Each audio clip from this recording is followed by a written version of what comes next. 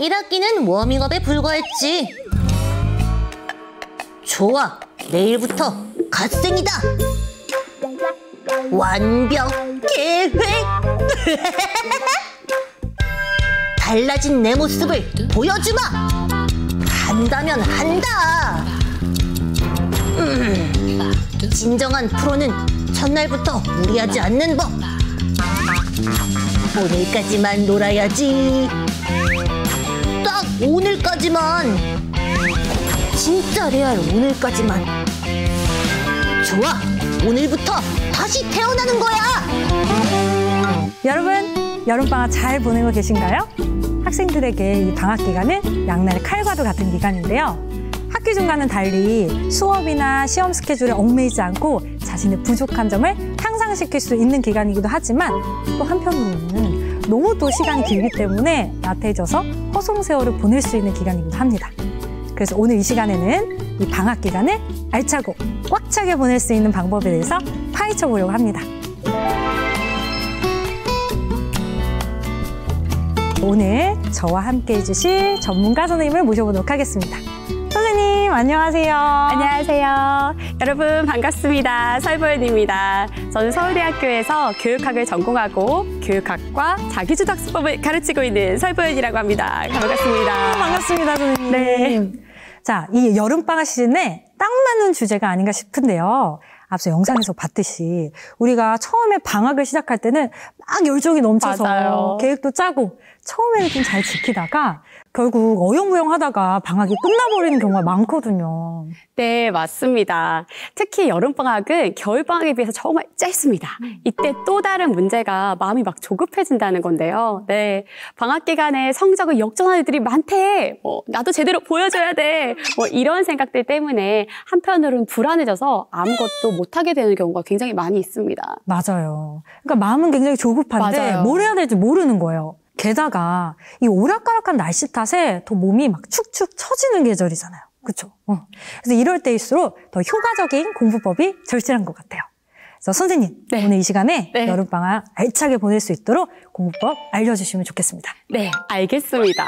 자, 보통 학생들이 여름방학 때 막 슬럼프를 많이 겪게 됩니다.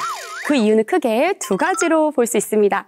첫째, 방학 때 학교 시간표처럼 강제로라도 모든 과목을 균등하게 공부하지 않잖아요. 그래서 어떤 특정 과목들을 많이 공부하게 되죠. 그리고 두 번째, 생활 패턴이 망가지니까 스스로 시간 관리가 어려운 경우가 정말 많이 있습니다. 네, 그래서 이 두 가지 문제를 놓고 봤을 때 가장 중요한 것은 뭘까요? 뭘까요, 선생님? 네, 바로? 제 생각에는 생체 리듬을 잘 유지하는 것입니다. 아, 그럼 생체 리듬을 잘 유지하라는 말씀은 혹시 이렇게 학교 시간표나 네. 수능 스케줄대로 공부를 하라는 말씀이신가요? 네, 맞습니다. 네, 규칙적인 생활을 벗어나면 공부 패턴이 막 쉽게 무너지게 되고요. 개학한 다음에도 새학기 증후군이 찾아오게 돼서 역으로 성적이 막 떨어지는 경우가 굉장히 많이 있습니다. 맞아요. 네, 그래서 요즘은 이런 생활 습관을 딱 잡아줄 수 있는 어플리케이션이나 챌린지가 굉장히 많습니다. 아, 진짜 시대가 많이 변했네요. 엄청 변했습니다. 나 때는, 저 때는 네. 그런 거 없었거든요. 전혀 없었죠. 네. 네, 확실히 공부 문화가 많이 바뀌고 있는 것 같습니다. 학습 타이머 어플이나 줌 독서실, 기상 스터디 같은 온라인 속에서 스터디 그룹이 많이 있고요. 심지어는 메타버스를 활용해서 같이 공부하는 방법이 있습니다. 와, 진짜 다양한 방법이 많네요. 네, 맞습니다. 이런 방법들을 활용하면 같이 공부하는 그런 상황을 실시간으로 공유하게 되기 때문에 공부를 할 때 상호 자극에도 도움이 많이 되고 동기가 많이 부여되게 됩니다. 네, 그래서 본인 스스로 하기 어려운 것들 네. 외부적인 좀 도움을 받아서 공부하자. 이런 말씀이시잖아요. 맞습니다. 그쵸? 그럼 이제 공부를 좀 어떻게 해야 되는지 구체적으로 알려주실 수 있을까요? 네, 알겠습니다. 자, 일찍 일어나는 새가 먹이를 많이 잡는다. 그 다음 뭘까요? 그다음 뭘까요? 네, 그것은 바로 먹이를 어떻게 잡느냐, 이것을 아는 것이 굉장히 중요합니다. 여기에서 전략이 나누어집니다. 상위권의 성적을 가진 학생들의 경우에는 방학 기간을 사용해서 개념을 완성시키고 심화시키는 것이 아주 중요합니다. 자, 그래서 고난도의 문제를 최대한 많이 연습해보고요. 그리고 계속해서 그것을 다질 수 있도록 그 기회를 갖는 것이 방학 시간의 핵심이 되겠습니다. 중위권 학생의 경우에는 개념을 완벽하게 익히는 것이 굉장히 중요한데요. 국어나 영어의 경우에는 정확하게 그 지문을 읽고 문제를 풀어보는 연습을 하면서 해설 없이 이해가 될 수 있도록 반복 학습을 해주는 것이 정말 중요합니다. 또 수학은 아는 것을 더 확실하게 다지되 기본 학습에 충실하게 하는 것이 중요하고요. 단순한 공식을 막 암기하는 것보다는 틀린 문제를 반복적으로 확인하면서 틀리지 않도록 하는 것이 굉장히 중요합니다. 그렇죠. 네. 맞아요. 틀린 문제를 체크하지 않고 계속 문제만 풀고 가는 학생들이 사실 굉장히 많이 있는데 그럴 경우에는 틀리는 연습을 계속하는 거다라고 말할 수가 있습니다. 그렇죠. 네. 많은 친구들이 양만 생각하고 맞아요. 틀린 걸 다시 한 번 더 정확하게 안 짚어보는 네. 친구들이 많잖아요. 맞습니다. 그쵸. 그래서 어떤 경우에는 오히려 같은 문제집을 8번 이상 반복하면서 그 문제에서 틀린 것이 없도록 계속 하는 것이 훨씬 더 효과적일 수 있다는 거 잊지 마시기 바랍니다.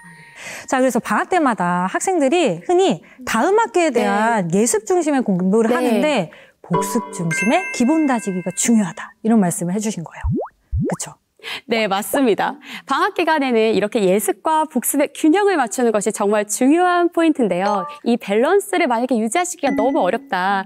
혹은 혼자서 계획을 세우는 것이 쉽지 않다. 이런 학생들이라면 이런 방법이 있습니다. 방학 동안에 EBS 강의를 격파해주세요. 선생님 강의 홍보까지 제대로십니다. 아니 근데 왜냐하면 학원을 가지 않아도 EBS의 강의를 활용하는 것만으로도 충분히 공부를 잘할 수가 있습니다. 그런데 인강을 끝까지 완강하는 학생들이 많지 않은데요.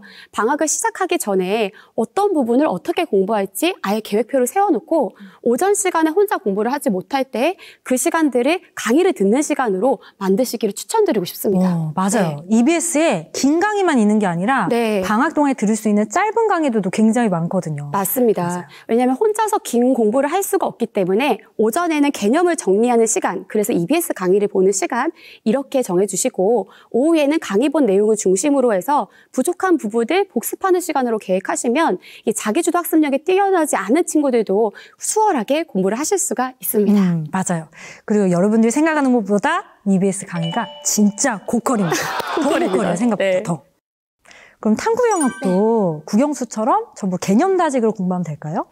약간 다릅니다. 수능을 앞둔 수험생은 탐구 공부가 꼭 필요하고 방학 시간이 이 성적을 올릴 수 있는 기회죠. 기회죠. 네. 맞아요. 해야 돼요. 해야 됩니다. 하지만 중학생이나 고등학교 1, 2학년 경우에는요. 탐구 공부보다 국영수 여기에 더 집중하는 것이 현명할 것 같습니다. 맞아요. 네.